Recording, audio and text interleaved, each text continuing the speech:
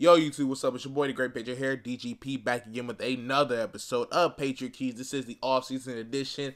This time, it's not really major news. It's kind of news, but, I'm kind of going to go heavy on these Patriot Keys videos, and it's a lot of off-season that happened, and so I'm kind of going to give recaps, because I kind of capped each move that happened, but I haven't gave a full recap. So within the next couple videos, you'll see me talk about the different things that I wish we can do. Like, it's gonna be a lot of crazy videos. There's a lot of different kind of questions and videos, stuff that I feel like we could improve on, and just kind of grading everything. So without further ado, let's get into the video. So we're gonna talk about the top 3 moves I wish the Patriots would have made this offseason that they did not make. So let's get into it. And the first one will be Devin McCourty twin brother, getting signed to us. Now, I know, we already got Gilmore, Butler signed a tender. We already have Eric Rowe. They still believe in Cyrus Jones because he was a pretty high pick last year. But this kind of been rumored for a while. Devin McCourty, Jason McCourty, if you guys don't know already, they're twin brothers.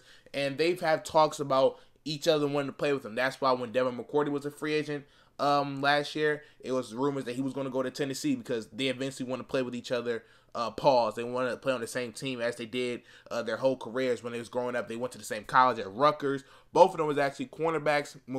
Devin McCourty's more of a defensive back, and that's what he is now. So imagine one McCourty as a free safety, other one as a cornerback. But the reason why this move didn't go through is just because, cap situation, and also Jason McCourty kind of brings the same skill set. He wouldn't get that much playing time either. So, it just seems like it was just the wrong time for everything, because a couple years ago, there was thoughts about him coming to New England. Maybe we trade for him. But, seeing as, how it all folded out, Devin McCourty, he's even said that he wants to eventually play with his brother. He's actually said that, and he was kind of like the instrumental. He said he would love to play with them together. But, they worried about each other's families, so it's all good. But I do feel like maybe at the end of their career, they'll eventually be on the same teams. I just wouldn't like to see this because it's just been kind of been talking on for a while. It'll be kind of cool seeing the two twin brothers play on the same team. Kind of how I would like to see Martellus Bennett and Michael Bennett play on the same team, stuff like that. So it'll be kind of cool to see that. And also, Jason McCourty is a pretty good corner, so shout out to him, even though he just signed with the Browns. But that's a move I wish we could have made. Let's go on to number 2, and that number 2 move is Malcolm Butler signing an extension. Now, it was rumors or talks last year that they was close. Like last offseason, that Butler and the Patriots were close to signing a contract extension.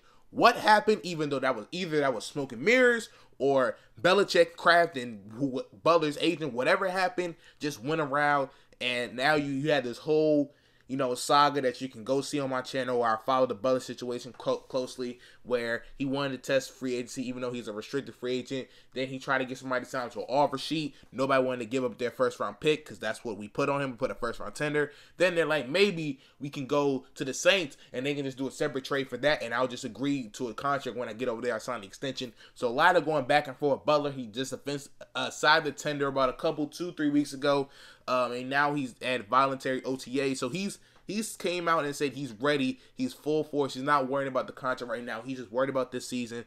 But it makes me believe that after getting Gilmore that much money, who hasn't done anything but the Patriots, Butler being a 2-time champion, we didn't take care of our own. And, it's taking care of Hightower too, because we kind of let him walk, but he wasn't going to go nowhere.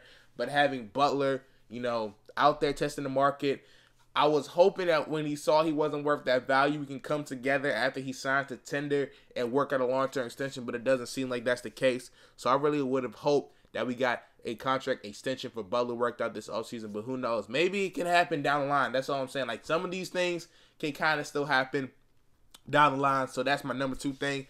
Now, before I get to number 1, let me move to the honorable mention. I would have liked to see LeGarrette Blount back, because I do like Blount. I feel like he represents the New England Patriots style of play with that blunt force trauma. The crowd goes wild for him, the Minutemen, all that good stuff. And so it would have been another fan favorite to have another fan favorite come back to New England with LeGarrette Blount. So that's a move I wish we would have made. And another move I hope we could have made, even though I knew this wasn't possible, was bring back Martellus Bennett. Now, I don't have a problem with Dwayne Allen, but he ain't no Martellus Bennett. Marty B, better run blocker. Even though he was held with nagging injuries, he had a little swagger about him that, was kind of unpatriot-like, which is what I like to see. It was kind of unpatriot-like, but again, we couldn't sign him back. So those are the 2 honorable mentions. Moves I wish we could have made. Now, number 1, you guys probably expected, what are we going to do with the quarterback position? That is what I wanted to know. Now, this isn't saying trade Garoppolo. This isn't saying we had to make Brady retire or cut Brady. This isn't saying that.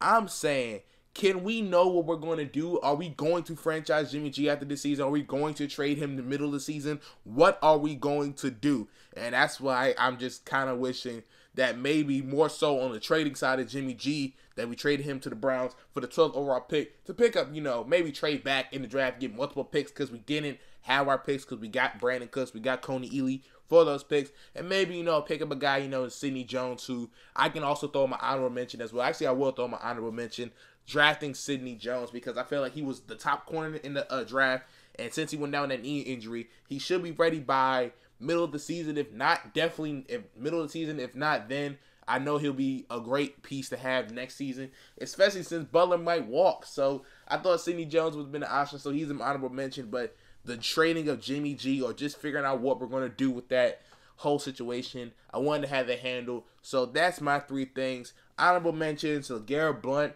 getting re-signed, Martellus Bennett getting re-signed, drafting Sidney Jones, and then my top 3 is Jason McCourty signing with us so we can have the McCourty twins finally play on the same team in the NFL. Butler signed his contract extension so we can get him taken care of, and Jimmy G getting traded or just figuring out what's going to be the quarterback position afterwards, because I feel like we will franchise tag Jimmy G, but I don't know how long he's going to last, because I think we can only franchise him 2 times. So if Brady want to keep playing, if he keeps throwing dots and everything, we got to make a decision. So, Cleveland, they was trying to, on the table for the 12th pick and multiple picks. So I thought that was the perfect time to take advantage of that. And who knows, maybe later in that draft, or maybe even the next draft, because there wasn't that many quarterbacks in there. Later in that draft, you draft another quarterback that you might like, or maybe next year, just work something out. But that's just my perspective. Plus, we still got Jacoby Brissett, who's still learning of Brady. But that's just my perspective. I hope you guys enjoyed the video. Let me know your top 3 things you wish the Patriots would have did this offseason. And if you're a Patriot fan or a non-Patriot fan, if you're a non-Patriot fan, let me know the top 3 moves you wish your team would have did this offseason that didn't do it. Let me know that in the comment section below. As again, always like, subscribe, comment, all that great stuff. And I'll catch you on the next one, y'all. Peace.